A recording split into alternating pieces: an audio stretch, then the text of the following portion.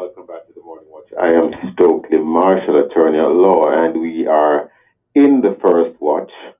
And of course, as we said, both watches today will be dedicated to this particular topic in relation to the National Identification and Registration System, NIDS, and in fact, enrollment under the new system to be not yet in force are targeted for National Identification and Registration System, NIDS, and in fact, enrollment under the new system to be not yet in force are targeted for National Identification System for Jamaica.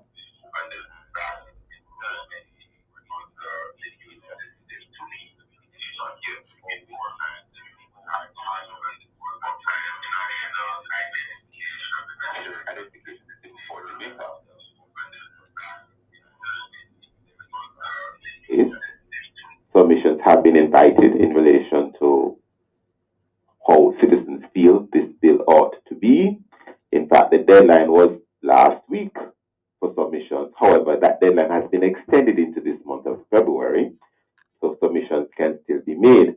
We have as our guest at this time Mrs. Shirley Richards. She's an attorney at law, and she's also of the Jamaica Coalition for a Healthy Society, and she has indicated a number of matters that she would like to be covered or addressed as it relates to going forward with this bill, and of course, if it were to become law, what she would like to see in it from a particular perspective. Mrs. Richards, how are you? Good morning, ma'am. Good morning, Mr. Marshall. I'm fine, thanks. Hope you're well. I am well. A pleasure having you. And for full disclosure, I will indicate, I think I've done it before, but I'll do it again. Mrs. Shirley Richards and I am matters that she would like to be covered or addressed as it relates to going forward with this bill. And of course, if it were to become law, what she would like to see in it from a particular perspective. How are you? Good morning, ma'am. Good morning, Mr. Marshall. I'm fine, thanks. Hope you're well. I am well. A pleasure having you. And for full disclosure, of course, today I am the host and she is the guest. So I will be asking her the questions and she'll be making her comments. Mrs. Richards, first of all, you have indicated a number of concerns with this draft legislation. And wow, quite a bit. Now, I'm not going to say that I agree or disagree with your comments.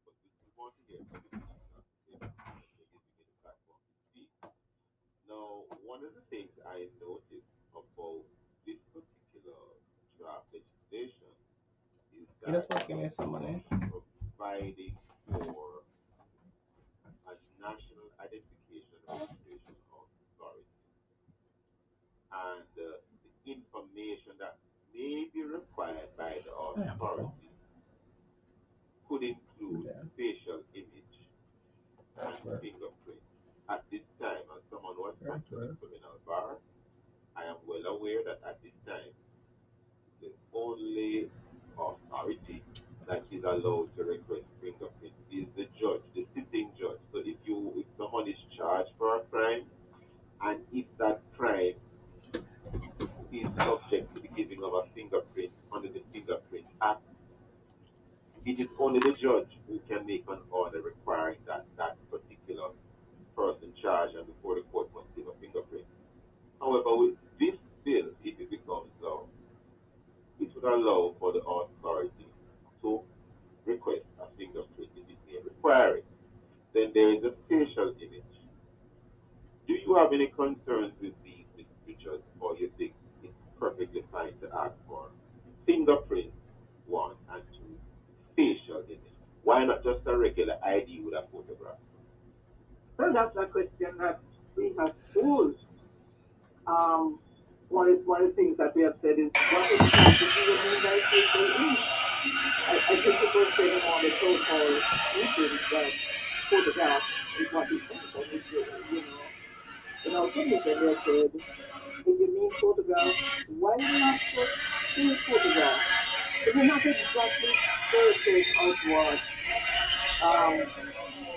what facial image. NIDS, the whole matter of fingerprints. I remember years ago when when when it became law that the judge was able to make that order that person start be fingerprinted. I remember the uproar there was at the bar. You understand? Because said that that is not until the person is convicted, until the person is a convicted individual, that person should have the right to receive fingerprints. But registering and so people who are charged, I don't know, at the mercy of the court, their And fingerprints is it's not not for every necessary. offense either. Only certain offenses are fingerprintable. Only some. Right, right. We're asking for the fingerprint to be given. But progress, proceed. Yeah. One of the things that even in the judgment, the judgment of the court is that um,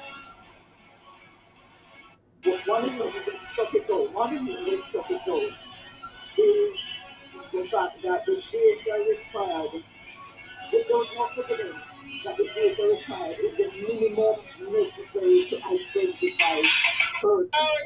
Minimum necessary. That's very interesting language. The minimum Right. necessary to In identify the fact, person. Chief Justice Dyke mentioned the concept of Yes. data minimization, which is taking no more than is necessary to meet the objective.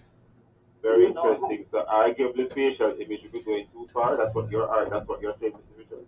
yes, yes, Facial I image. certainly think that's arguable. Mark, we don't know what is meant by facial image, but they say if you mean photograph, you need to see photograph. You Yes, know, I see. we are aware of this whole thing of facial recognition and so on. We need to know exactly what is meant by the word facial image. And to better my recollection, it's not defined in the legislation. So you would want a definition that is clear and you would like it to be limited to the photograph, Mm-hmm, like a mm-hmm. passport size picture. I think so. Well, listen, one thing we need to understand here, Mr. Marshall, is that this is much, much more than an identification. Oh. You, you know, Elaborate further, Mr. Because we're almost upon a break, but elaborate. When we take a break, we'll return, obviously, but elaborate.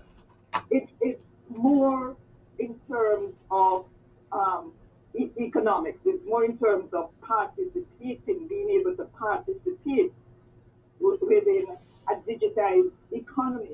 And even the Chief Justice said it, he said, from what has been said so far, the NCID is more than a means of identifying persons who are registered.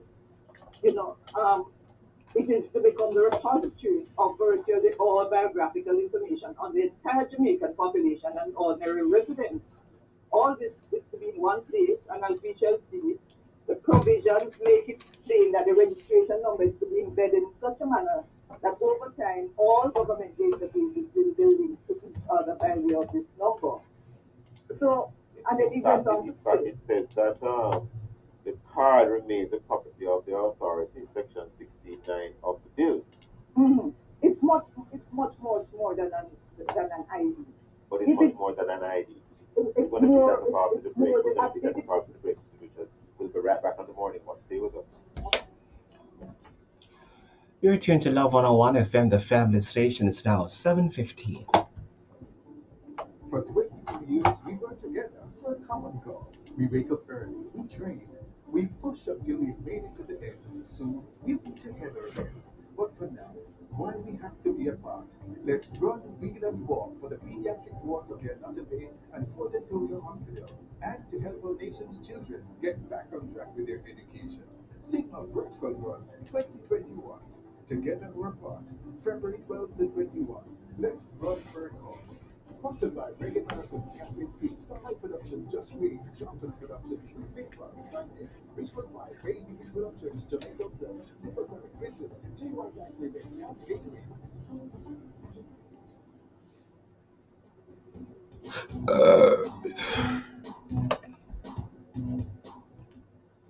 Welcome back to the morning watch. Thanks for staying with us.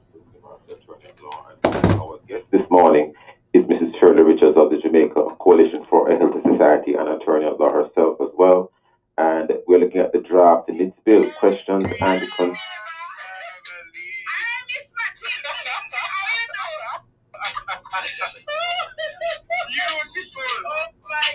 At 11 o'clock. Beautiful. Really? Beautiful. 11:30. Good. the wording of the section is a bit interesting. It's a but you need to be concerned about the vagueness of this particular section. Why is that so? All right. Let me just finish though. Let me just go back to what I was saying earlier. If you allow me. Share happiness. Thank you so much. So I heard a senior member of the CSOJ on radio last night. And part of what he was saying was just extolling Of this course. new system, saying this is the way for Jamaica to go, this I is do the way of actually. doing commerce internationally, and we need to get over our misgivings and get on with it. So it is the way of the future for for the economy is the first to get on with it. So I want you to understand that this is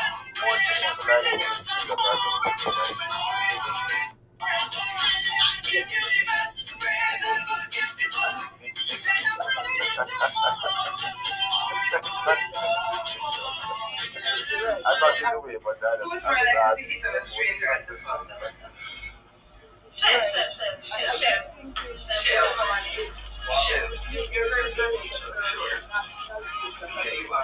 as distinct from a national identification because one thing we say is if it's just about identification, why not just provide every person who needs a passport? Why not facilitate that request? There are persons who would love to get a passport, but who find the fees to be um, prohibited. Look at And us. passport is a form of identification. Why, if it was solely about identification, why not just allow people to get passports? All right, to come back to the question you were asking. yes, about this will not talk about collecting information without lawful authorization. Because my reading of it, I was asking myself the question. I think it would be section 11 if it were to be passed into law, and it seems to indicate I might be wrong, but it could be interpreted as the only person or authority who is authorized to collect information anywhere is in fact the very same National Identification Registration Authority that set up the act. How do you see this proceed? Yes, and I think it also linked with the Data Protection Act. Actually, that was an initial concern. We didn't follow it up in our final submission, but certainly we thought it was very, very wide. In other words, where I'm going, Mr. Richard, suppose you go to enroll in a school, and the school is saying, or a university or a church, and they're saying, please fill out this form and submit it and give it to us. The argument could be, depending on how you interpret that particular section, could be seen as if the school is collecting information without lawful authority unless the authority gives them the permission to collect it. I tell you something, Mr. Marshall. We don't realize how much has come upon us by the provisions of the Data Protection Act. Yes. Because Yeah, man, as has of been going good so far. the day that law becomes effective and it's not yet effective, Yes. collection of information by all entities, churches, schools, voluntary societies, will have to be done in a different way. Clearly. And I'm not against progress. The morning watch is not against progress, and I'm sure you, Mr. Richard, you're not against progress. But as someone who is very cognizant of people's human rights and the rights of all persons in concern, you have to look at these things. So afterwards, and for the benefit of the listeners, I want to actually read the section that I'm referring to. It says, Section 11.3, a person commits an offense if without lawful authorization the person collect identity information from an individual. It's not a qualified section, it's an open section as far as I understand it. Right. I could be wrong, but that's how it is being turned. That's how I look at it. So, if, for example, you go to church and you are, for example, like when you have these decision cards when you get saved, and the person Mm-hmm. can say, give me your name and your phone number and your email address. Arguably, that is illegal under this section unless you get authority, you get the permission of the National Identification Registration Authority. This law is passed. Well, I don't, to tell the truth, it's so wide and so, it's so widely drafted that I don't know if it's only with, by virtue of the consent of the nearer. It might also have to do with the consent of the person from whom you are taking the information. Yes. But look at the fine. The fine is $2 million, maximum of $2 million. Major, major, major. So in that example that you gave, in that example that you gave, somebody at the altar and it's being done without lawful authorization, and for that I interpret that to mean Authorization, the person gives information authorization of the authority. I don't know. right. Whose authorization is there? Okay, yeah, but it would also have to mean person if you're complying with the Data Protection Act, it would seem to me that you would be relatively safe. That was initially a red flag for us. It's not It needs clarification. I'm not saying I'm right, I'm not saying you're right. yes, But it probably needs clarification. yes, it is very wide, and the sign is hefty. This is quite significant. We're almost out of time already in this first one here, although I gather you'll be with us for the entire hour. But So I gather, no, sir. I beg your pardon? I also gather that. Yes. There's a matter of the chip being in the car. And I suppose there must be, I guess, information stored on it. I'm not the expert when it comes to, chip readers and chips and that sort of thing. But many persons, especially persons of faith and persons who may not be of any particular faith, but they follow these matters, they might be worried about things like tracking because it is understood by many people, many of us lay people, if I could use that term, that a chip can be used to track anyone. Are you concerned about that, and what, if any, concerns have been raised at the level of where these parliamentary sittings are being held to present concerns about this, or it hasn't come up at all? I haven't attended all the town hall meetings, and I'm sure it has come up. To my mind, certainly the groundwork would be there. In fact, the Chief Justice himself said it. He said, and this is the old legislation. I admit that the Chief Justice and the court was speaking of the old legislation. But what we do not know, what we do not know is whether or not the intention expressed in that legislation still remains the same. This new legislation is different. This new legislation sets the groundwork, sets the framework for what is intended, but it doesn't tell you the end game. Well, there are objects and there's a memorandum of objects and reasons there, though, Mr. Richards. To be fair to the person there is legislation, if you look towards the end of the draft. Yes, there is indeed, but the first legislation was clearer in terms of where they wanted to go with it. So one of the comments that Chief Justice Dyke made is that when he looks at the legislation, it is clear that the structure of the legislation enables profiling and electronic surveillance by possibly tracking the use of the registration number. I don't see anything in this new legislation which would prevent that, actually. You don't? No, and if you're going to be using it,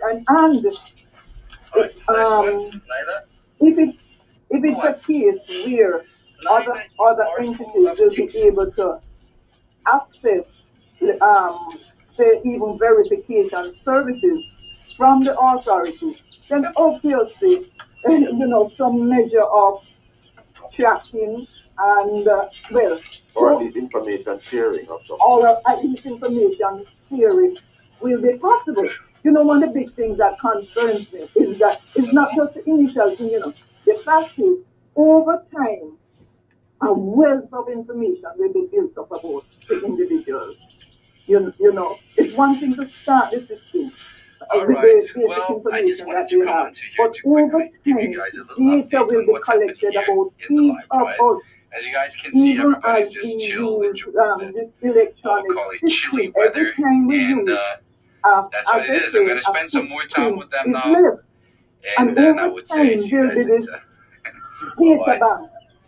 And it's about, Ladies and Good gentlemen, and morning, visitors, I you want to get this in beautiful before we hit people. the foundation It's 30 break. terrible weather out If there, you so it's seem basically to have a concern raining as very, well that very no one bad from and the hard church or the church since a is few involved hours. So I is decided to stated to be on spend the the board morning in the have a of little the boxing session, relevant authority that keep governs. myself all right. active, Okay, You want to healthy, touch and on that fit, that's and before then we go wrap up back at 30? to the main house and just work on some honey. content. You So want to that's touch on what that my before we go morning to the looks break at like. 10:30? Hope your morning looks a little bit Oh, more maybe after the exciting, break, because but my certainly morning's not too we bad, to be honest. he just said how he And praised that. yeah, He just said, I guess that's it listen, for this morning. what he says See you there guys is later. a very narrow base. Could we widen the base? Could we Well, widen the base? it allows for 15 board members. Do you want a 16th board member, meaning a member of the church? That particular section we thought was too narrow. Oh. That particular subsection, that section allowed one of the 15 members to be a non-governmental human rights organization. What's And wrong we with said that is a very narrow base from which Oh. to choose. And so we suggested that base be widened To include? to include right.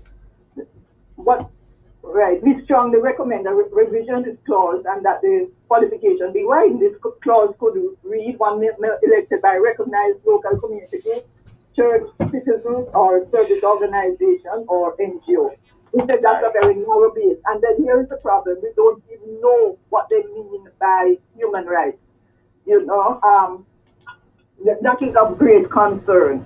Well, No parameters are given in the legislation to judge which organization will fit this description of human rights. Well, you So have human rights in the traditional sense, and you have new rights under the same human rights rubric. So it depends sometimes on what angle of human rights you're taking.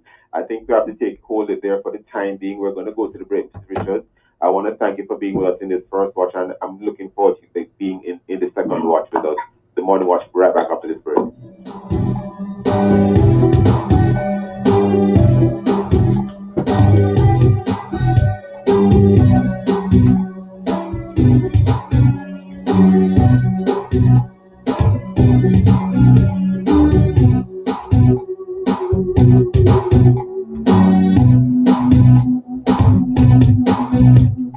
JN Bank Live Online Banking is your quick and easy banking that's safe and secure. Sign up today. Visit jnbank.com. JN Bank, we'll help you find a way.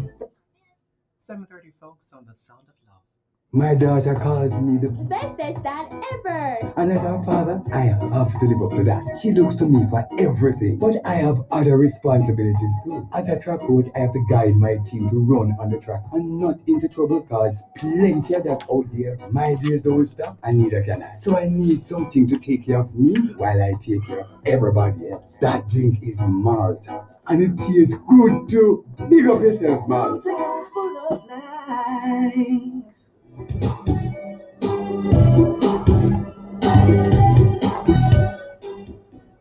Welcome back to the Morning Watch. I am your host, Sophie Marshall. Let's take a look at the newspaper to see what Jamaica and others are saying and doing, and we turn to the Jamaica Observer online. We have suspect surrenders. Falmouth Trelawney, the man believed to have pulled the trigger on in Sunday's cold-blooded killing.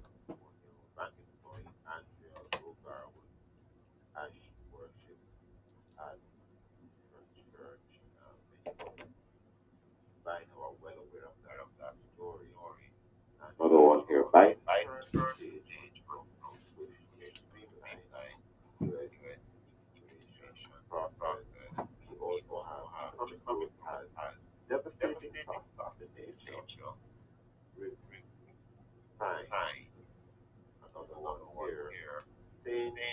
and rest to decorate stress importance of parenting. And we now turn to Yes, Mrs. They're gonna connect you back. the online Okay.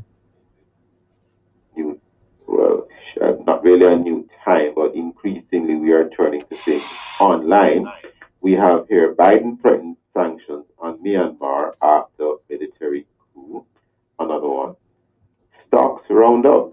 T-Tech, today's top advancer in relation to Jamaica Stock Exchange. CDC says US cases down, but three variants detected. And turning to another one here, Portland businessman Beaches Stout charged with murder of first wife. Well, he will have his day in court, I'm sure. Everyone is presumed innocent and unless and until proven guilty. Well, those and many other stories you can look at in our major daily newspapers this morning. Coming up next, we'll review some of the feedback from our Facebook and WhatsApp question, which is, what concerns you most about the draft NIDS bill? If you haven't done so yet, leave a comment on our Facebook page, Love 101 FM Jamaica, or WhatsApp 876-997-3125. We'll be right back.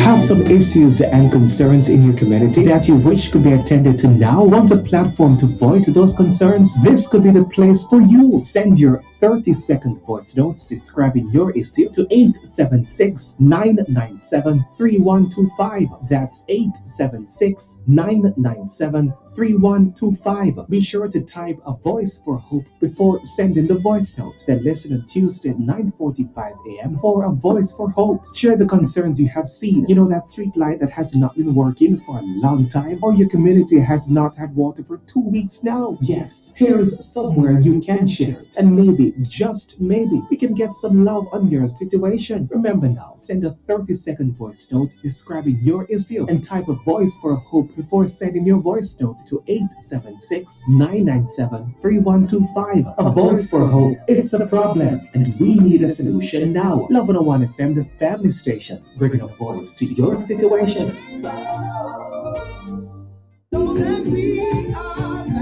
It is our anniversary. We're celebrating 28 years of service to Jamaica. Love 101, the family station. Over the years, we've had so many persons who've worked, partnered, and helped Love 101 share words of encouragement across the island and around the world. Listen every day in the anniversary month, February 2021, as we will share with you 28 persons who helped Love 101 make a difference. You'll hear a little bit about their role as they pass through the doors of love. The 28 Faces of Love. Listen every day at 11:30 a.m. for 28 Faces of Love. The memories live on. It's all here on the family station. Love 101. It's our anniversary. Woo!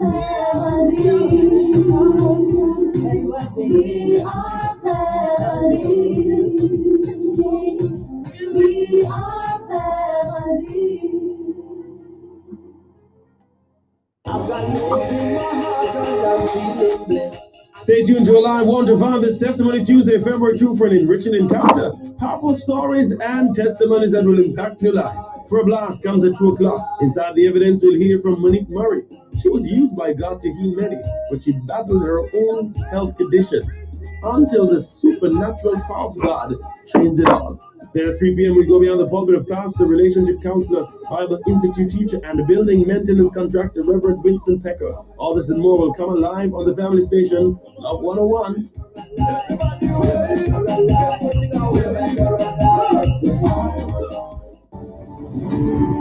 Here is a reminder from Love 101, the family station, as we face the COVID-19 pandemic.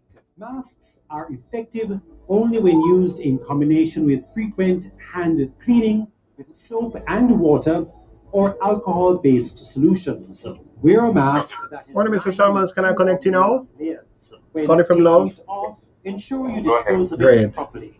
I'm Nigel Johnson from Love 1, reminding you to protect yourself while protecting others. Stay safe and keep it locked on Love 101, the family station.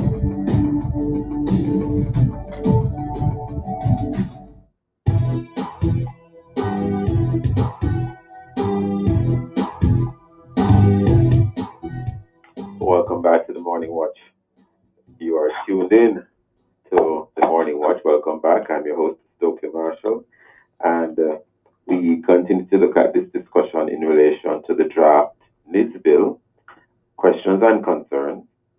Our guest, Mrs. Shirley Richards, Legal Counsel, Jamaica Coalition for a Healthy Society, and we are now joined, I believe, by Mr. Bert Samuels, Attorney at Law.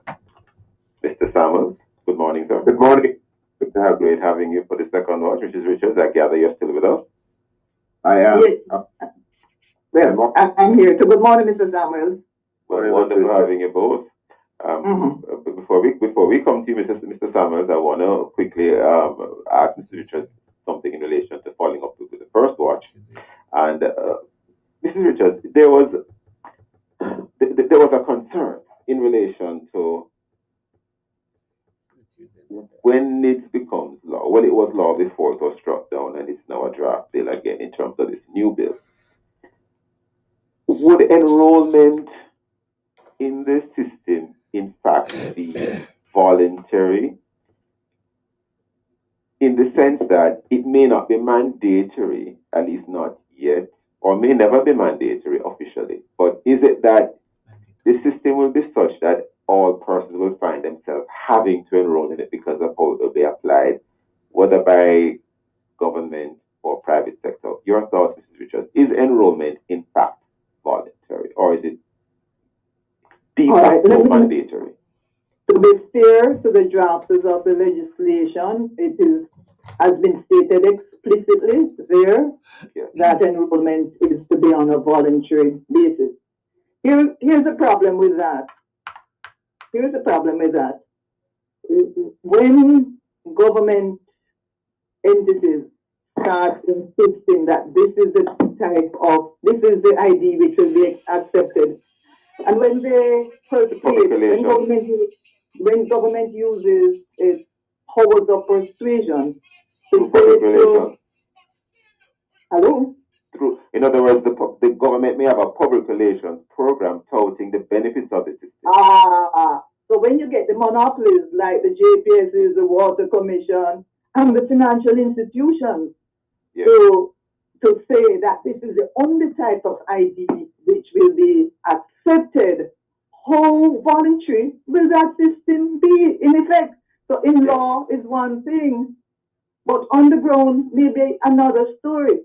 Here is where we are as a group, JCHS. We are saying that persons who do not want to be a part of the system should be allowed to be exempted and still be able to access the services by using other means of identification. And so one of the things we're saying, if what you're saying is, if we are to believe that you're genuine, that it's really a voluntary system, please insert a clause making it clear that other forms of current identification will still be acceptable in this country. Very interesting, Mrs. Richards. Mr. Bert Samuels, Attorney at Law, how are you doing? Morning, good to hear you. We haven't had you on the morning watch in a while. Welcome back. I think it's the first for 2021 you're on the program, sir. Oh, yes. Good to hear you. Well, always a pleasure, sir. Now, Mr. Samuels, what are your thoughts, if any, on the draft NIDS bill? We know that there was an act before. We all know that it was struck down by the Supreme Court. We have a bill now. It is slated to be in effect on or about the latter part of this year. The projected time is about September 2021. Do you have any thoughts or concerns, any questions or concerns on the draft NIDS bill as it relates to the impact on our rights as citizens to do business, etc.? Your thoughts, Mr. Samuel? I guess you can get compulsory through the back door, and that's basically what is happening here. As Richard has said, if it is going to be that our essential services are going to be accessed only with the identification under the NIDS, then it is in practical terms compulsory. In practical terms, compulsory. Continue, sir.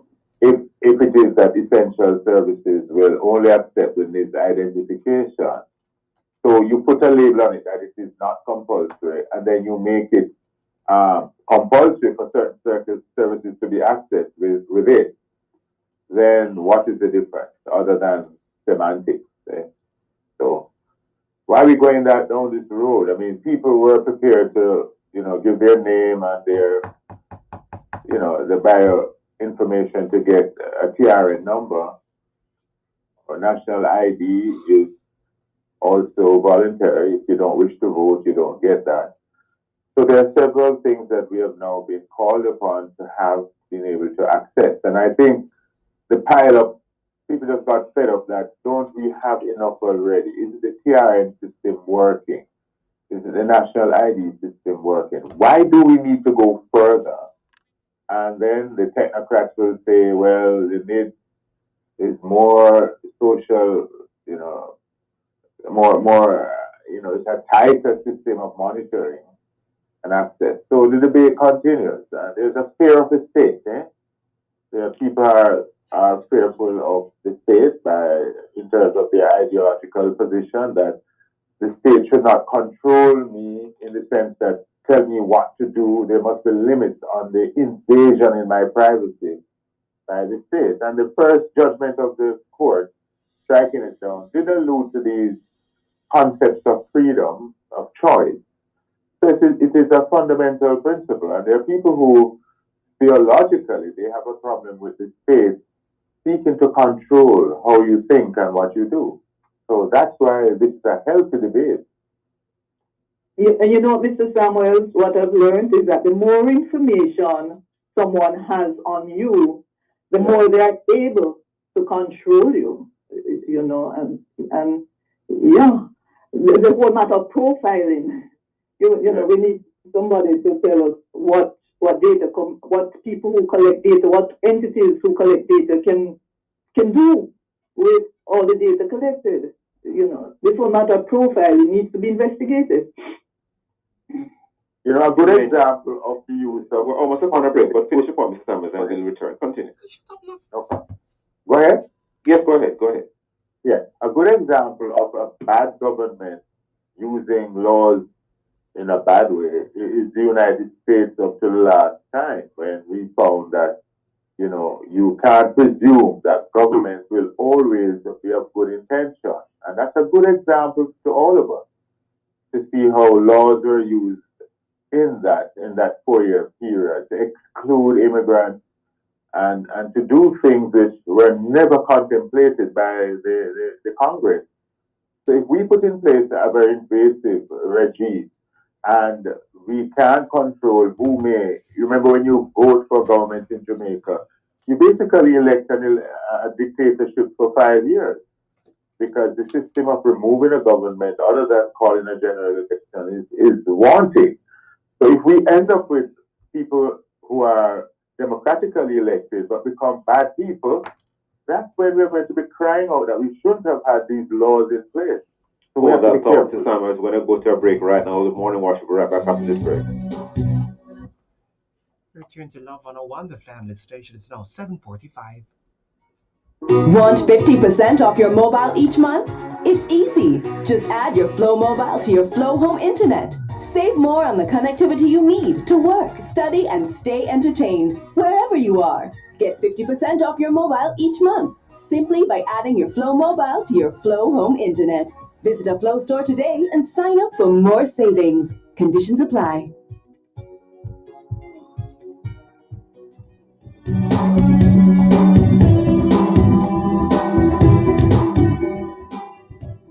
Welcome back to the Morning Watch. Thanks for staying with us. I'm your host, Stokely Marshall, and my guest this morning in this second watch, we have Mr. Shirley Richards, Attorney at Law, Legal Counsel for the Jamaica Coalition for a Healthy Society.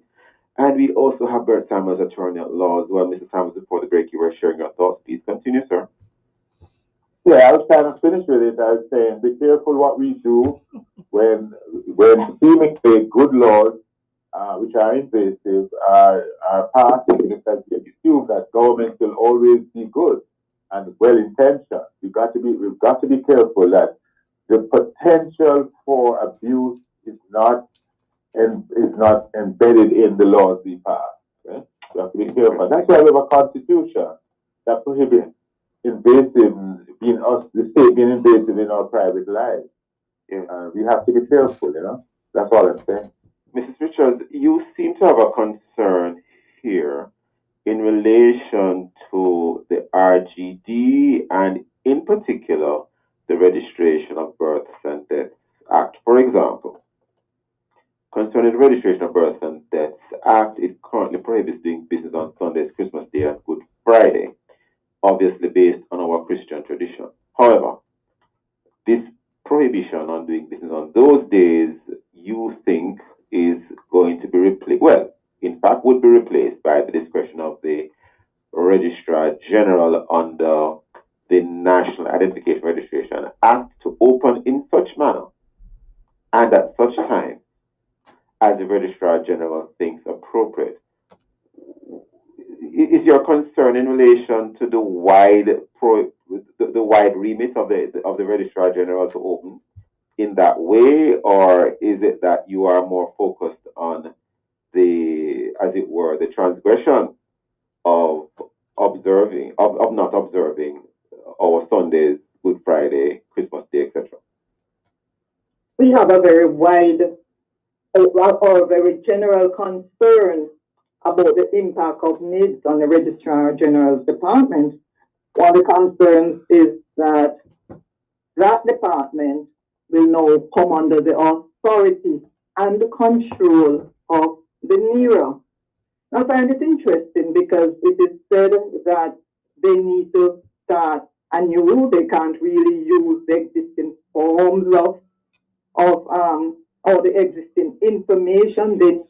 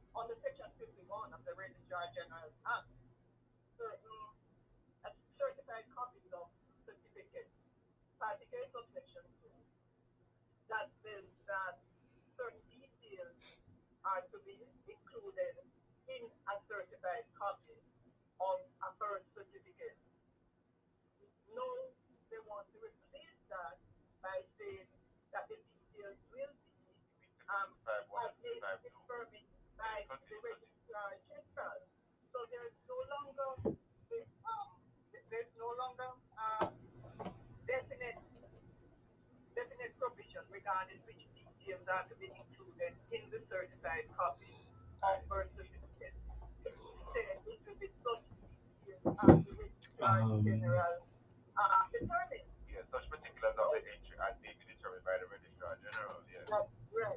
I think the section you're referring to is section 5152 of the current Act.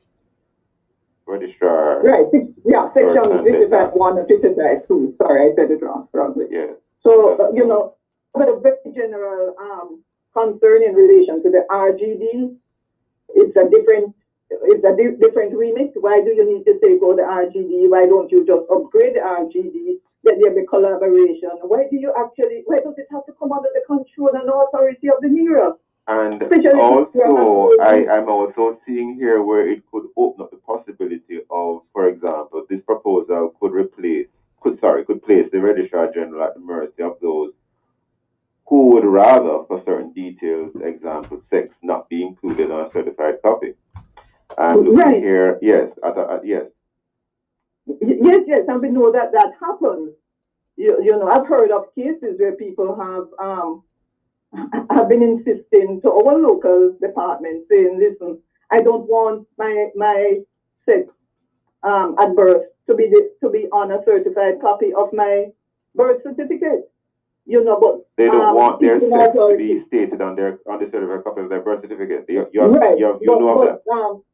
Right. So the law, but the people in authority can always point to the law and say, by law, I'm obligated to include it. You know, when you then make it at the discretion of the registrar general as to what is to be included on the birth certificate, you then put the registrar general and others in that department at the mercy of those who will bombard them with these requests. You would They be now cannot. placed in an invidious position because the law does say that sex is male or female, for example, in Jamaica, but now you have someone saying, I don't want my sex, whether male or female, to be stated on the birth certificate. In fact, they may say, I would like my sex to be stated as X or Y. Right. When that is not in fact their biological sex, but that's another conversation. No, has that discretion and will be at the mercy of those persons who are bombarding them with these requests. Yes, that's one concern. Yes.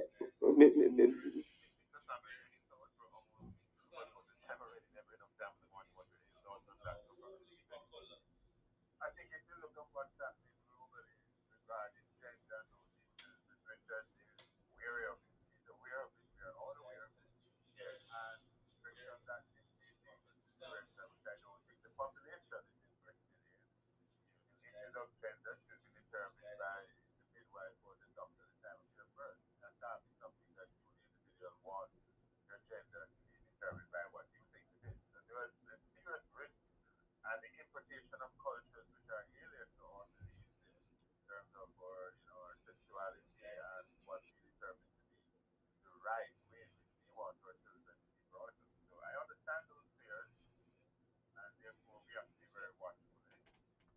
Indeed, Mr. Richards, you are also concerned about the use of data in terms of there is no specific prohibition, you're saying, against the sale of data or other abuse of the data collected under the NIDS. Now, I am assuming, let me finish the scriptures. I am assuming that the government of Jamaica would be not interested in such an enterprise. But you seem to think that there ought to be some specific prohibition on the sale of the data. Why?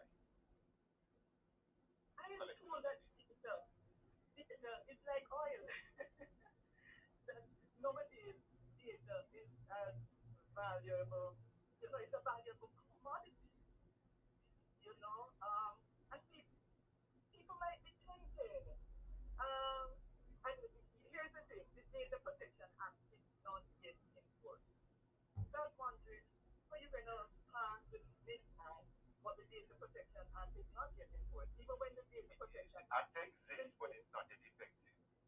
So listeners can understand. It exists, but the effective date has not yet been declared. Continue,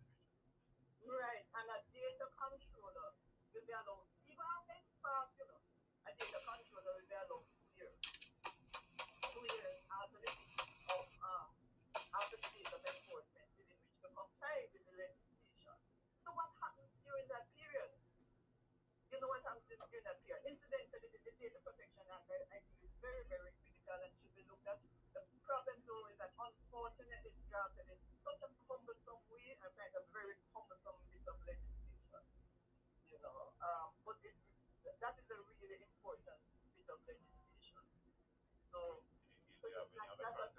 Do you have any other concerns, Mr. Richards, about, for example, the status of other forms of identification? Is it that we do away with all the others? We just rely on adults?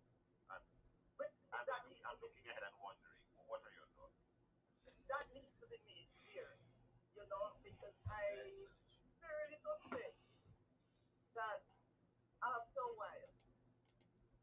it is not there in law, and even law they can change it.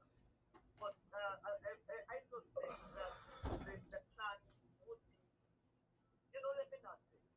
I would rather, it would be more comforting to have a clause there to say that other bits of identification currently in use will not be affected by this legislation. If you look at the next promo, it says one ID, many opportunities. Mr. Samuel, that's exactly what I'm saying. Again, one concern, well, not necessarily a concern in a negative way, but again, so Congress look at something like. Go ahead, sir, go ahead. We're having a little trouble hearing you, Mr. Samuel. You were saying? Well, I'm sorry about that. I'm saying that the promo for the NIDS program is one ID meant opportunity. Ah, suggesting that you probably don't need. I ask the question. Because the impression being given is that you probably just need this one. Yeah, and if you don't have the NIDS ID, then the opportunities are not open to you. And that's another question I want to raise. Should my identity as a human being in a country rely on a document like that? Because to me, that's a maybe even philosophical question. Should my identity as a person rely on this particular document? Your thoughts, Mr. Samuels, and then Mr. Richards, finally. Mr. Samuels? Yeah, well, I was someone before this came about. Why is it now my ID is now determined by this new system? There are some people who are not prepared to go into a system which is just it's a one-way street to getting things done. And I existed before this system, so I think the freedom that we enjoy should not dictate that the state can now change how I'm identified. That's my position. Interesting. Mrs. Richards, any final thoughts in a few seconds? Our concern is that persons who do not want to be a part of the system are allowed to be, still be allowed access to whatever services there are within this society. Whether the bank, whether the GPS, whether the end up. And we need to keep our eyes open. Okay, I have to leave it there this morning. I want to thank Mr. Richards and Mrs. Samuels for being with us. Thank you for your time and thank you for your thoughts. Thanking our listeners as well. Thank you, our listeners, to join us again tomorrow to discuss other topical and controversial issues. And to get copies of the program, call our production department at 876-968-9596-7. The Morning Watch is on our Love 101 app. Download it today and stay connected to the family station, Love 101 FM. This has been the Morning Watch. Thanks to our producer, Kathy Gale, and our guests. I am Stokely Marshall, handing it back to Love in the Morning with Siobhan Blair.